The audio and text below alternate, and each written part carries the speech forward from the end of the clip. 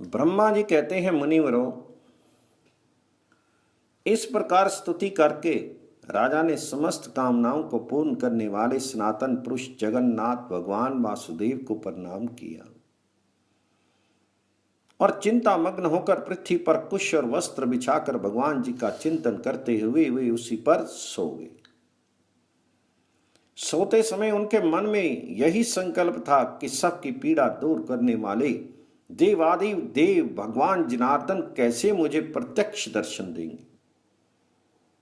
सो जाने पर देवादि देव जगत गुरु भगवान वासुदेव ने राजा को स्वप्न में अपने शंख चक्र और गदा धारण करने वाले स्वरूप का दर्शन कराया।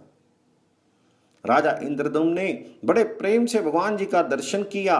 वे शंख और चक्र धारण किए थे। उन्होंने शांग्र नामक धनुष और बाण भी धारण कर रखे थे।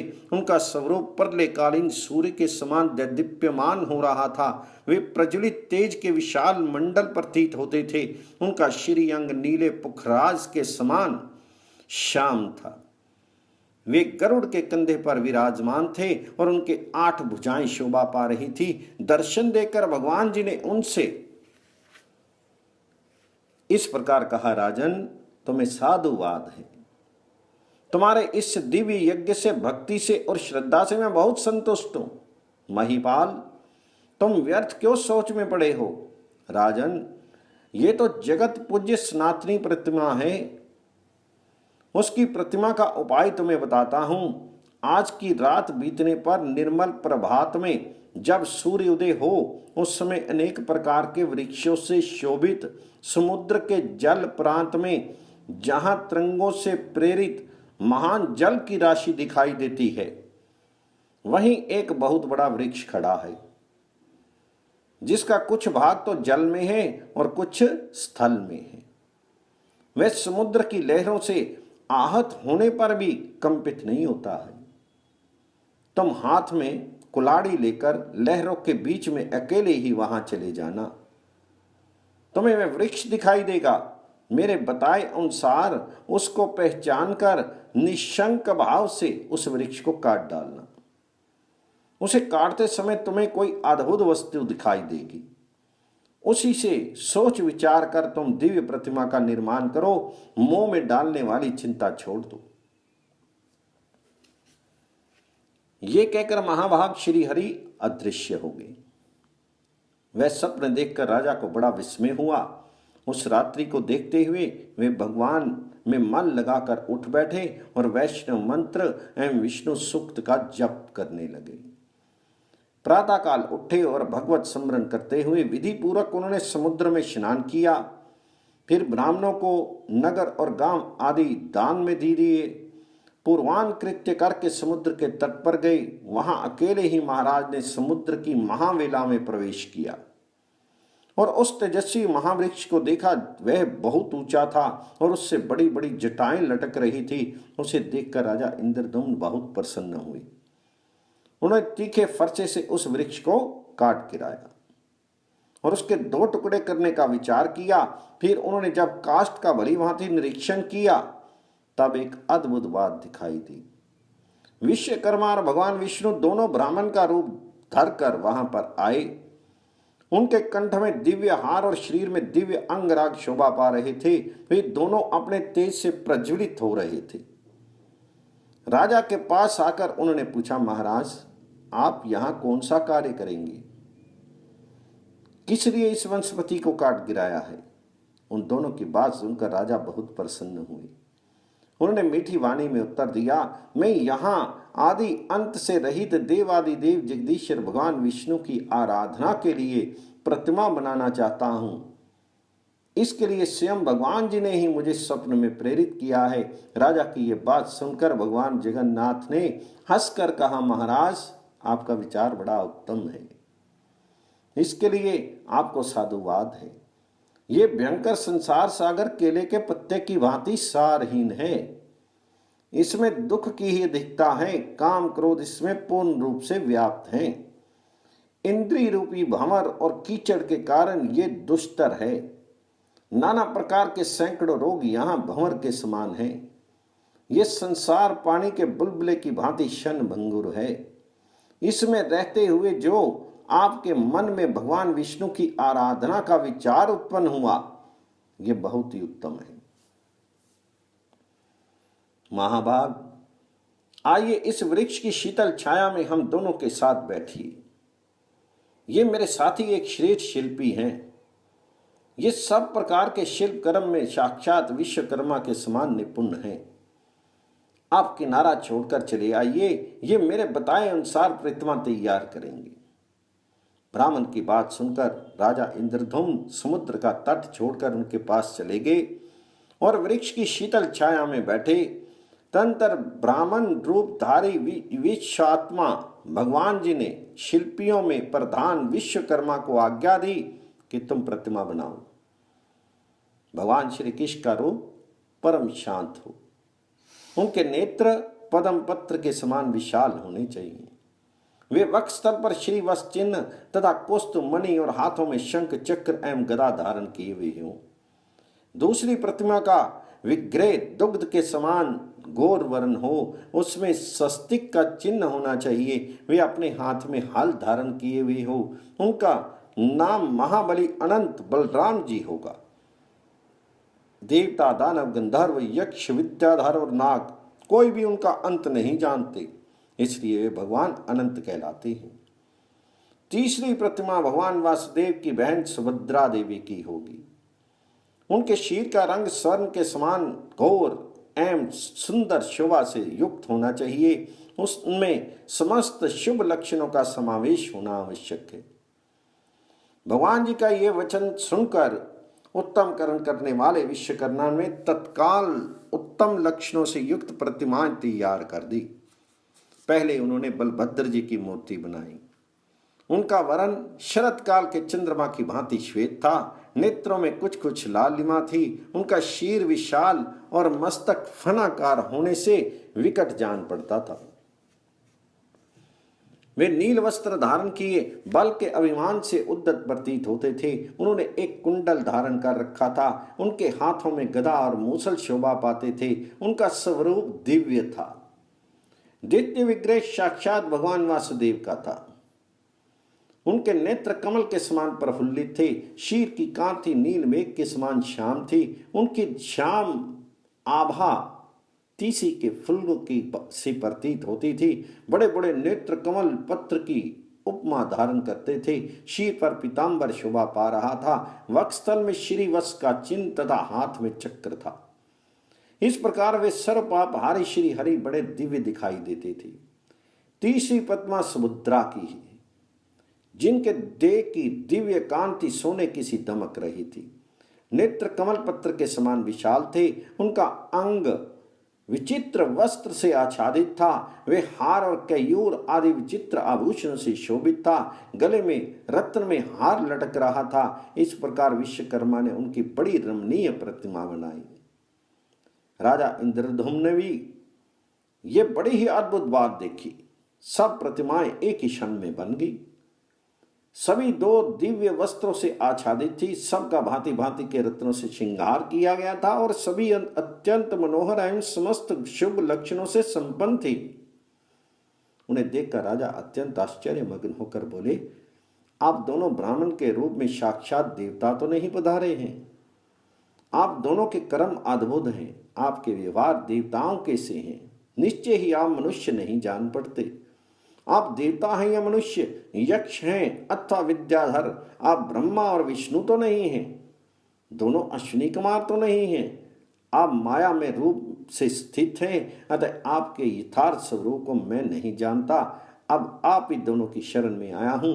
मेरे सामने अपने स्वरूप को प्रकाशित कीजिए। तो श्री भगवान जी बोले, मैं देवता, यक्ष, दैत्य, देवराज, इंद्र, ब्रह्मा अथवा रुद्र नहीं हूं। मुझे पुरुषोत्तम समझो। मैं समस्त लोगों की पीड़ा दूर करने वाला अनंत बल पुरुष से संपन्न और संपूर्ण भूतों का आराध्य हूं।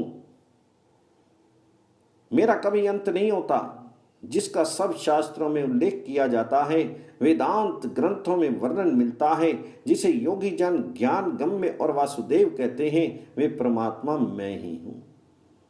स्वयं मैं ही ब्रह्मा, मैं ही विष्णु, मैं ही शिव, मैं ही देवराज इंद्र तथा मैं ही जगत का नियंत्रण करने वाला यम हूं। पृथ्वी आदि 5 भूत, त्रिविध अग्नि, जल अधिप वरुण, धरती और पर्वत भी मैं ही हूं। संसार में जो कुछ भी वाणी से कहा जाने वाला स्थावर जंगम भूत है वे मेरा ही स्वरूप है। ये चराचर विश्व मेरे अतिरिक्त कुछ भी नहीं है। नीप श्रेष्ठ, मैं तुम पर बहुत प्रसन्न हूं। सूरत, मुझसे वर मांगो, तुम्हारे हृदय में जो अभीष्ट वस्तु हो यह तुम्हें दूंगा। जो पुण्यवान नहीं है उनको स्वप्न में भी मेरा दर्शन नहीं होता।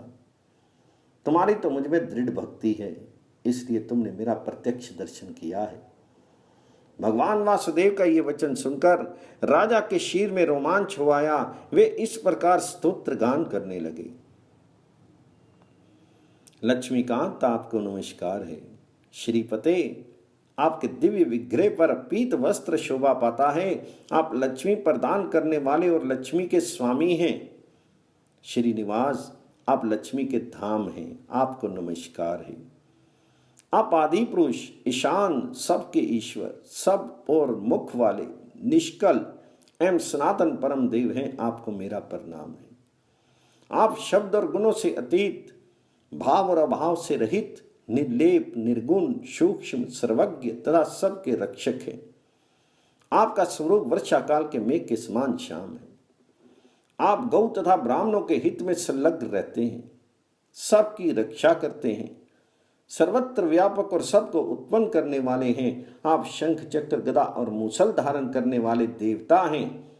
आपके श्रीअंगों के सुषमा नील कमल दल के समान श्याम हैं। आप क्षीर सागर के भीतर शेषनाग की शैया पर शयन करने वाले हैं।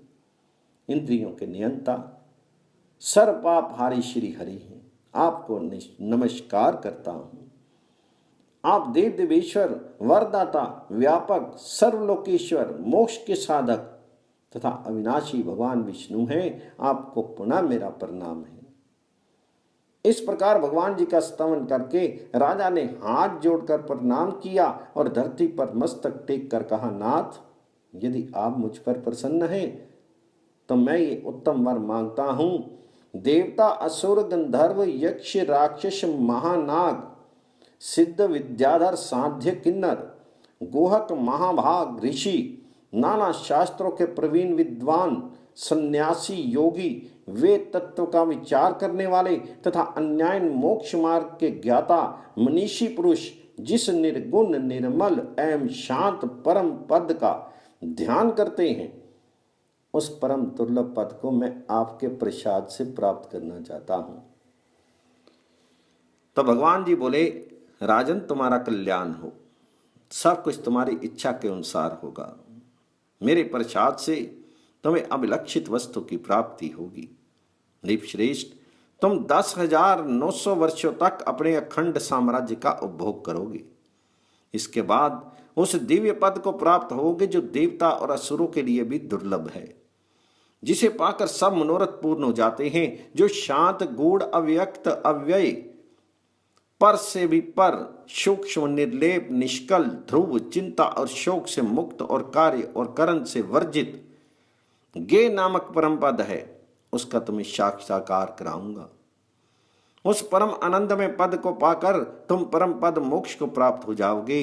राजेंद्र, इस पृथ्वी पर जब तक बादल पानी बरसते रहेंगे, जब तक आकाश, चंद्रमा, सूर्य और तारे दिखते रहेंगे, जब तक 7 समुद्र तथा मेरु आदि पर्वत मौजूद रहेंगे तथा जब तक ध्युलोक में देवताओं की सत्ता बनी रहेगी, तब तक इस भूतल पर सर्वत्र तुम्हारी अक्षय कीर्ति छाई रहेगी। तुम्हारे यज्ञांग से प्रकट होने वाला तालाब इंद्रधुम्न सरोवर के नाम से प्रसिद्ध तीर्थ होगा, जिसमें एक बार स्नान करके भी मनुष्य इंद्रलोक प्राप्त कर सकते हैं। जो इस सरोवर के सुंदर तट पर पिंडदान करेगा, वे अपनी 21 पीढ़ियों का उद्धार करके इंद्रलोक को जाएगा और वहां विमान पर बैठकर अप्सराओं से पूजित होकर गंधर्वों के गीत सुनता हुआ 14 इंद्रों की आयु पर्यंत निवास करेगा। सरोवर के दक्षिण भाग में नैऋत्य कोण की ओर जो बरगद का वृक्ष खड़ा है, उसके समीप केवड़े के वन से आच्छादित एक मंडप है जो नाना प्रकार के वृक्षों से व्याप्त है। आषाढ़ के शुक्ल पक्ष की पंचमी को महानक्षत्र में हमारे इन प्रतिमाओं को ले आकर लोग 7 दिन तक मंडप में स्थापित रखेंगे। उस समय बड़ा उत्सव होगा। सोने के दंड लगे हुए चंवर तथा रत्न भूषित व्यंजनों द्वारा सब लोग हमें हवा करेंगी। इस प्रकार मंगल पाठ पूर्वक हमारी स्थापना होगी। ब्रह्मचारी, सन्यासी, स्नातक, वानप्रस्थ, गृहस्थ, सिद्ध तथा अन्य ब्राह्मण नाना प्रकार के पदों वाले स्तोत्रों तथा ऋक, यजु एवं सामवेद की ध्वनि से बलराम और श्री कृष्ण की स्तुति करेंगे। उस समय जो मनुष्य भक्ति पूर्वक मेरा स्तवन, दर्शन अथवा नमन करेगा वह श्री हरि के शोभा में धाम में विराजेगा। इस प्रकार राजा को वरदान देकर विश्वकर्मा सहित भगवान विष्णु वहां से अंतर ध्यान हो गए। राजा के हर्ष की सीमा नहीं रही। उनका शीर रोमांचित हो गया। उनने भगवान जी के दर्शन से अपने को कृतकृत्य माना। तत्पश्चात श्री कृष्ण, बलराम और वरदायिनी सुभद्रा को मणिका जड़ित विमानाकार रथों में बिठाकर वे बुद्धिमान नरेश अमात्य और मंत्रियों सहित मंगल पाठ तथा बाजे गाजे के साथ ले आए और उन्हें परम मनोहर पवित्र स्थान में पधराया। फिर शुभ तिथि, शुभ समय, शुभ नक्षत्र, शुभ मुहूर्त में ब्राह्मणों के द्वारा उसकी प्रतिष्ठा करवाई। उत्तम प्रसाद में वेदोक्त विधि पूर्वक प्रतिष्ठा करके उन सब विग्रहों को स्थापित किया। फिर भांति भांति के सुगंधित पुष्पों से विधिवत पूजा करके स्वर्ण, मणि, मोती और नाना प्रकार के सुंदर वस्त्र अर्पण किए। विविध प्रकार के दिव्य रत्न, आसन, ग्राम, नगर, राज्य तथा पुर आदि भी दान किए। इस तरह अनेक प्रकार का दान करके राजा ने समुचित रीति से राज्य किया और भांति भांति के यज्ञ करके अनेक बार दान दिए। फिर कृतकृत्य होकर राजा ने समस्त परिग्रहों का त्याग कर दिया और अत्यंत उत्कृष्ट स्थान भगवान विष्णु के परम पद को प्राप्त किया।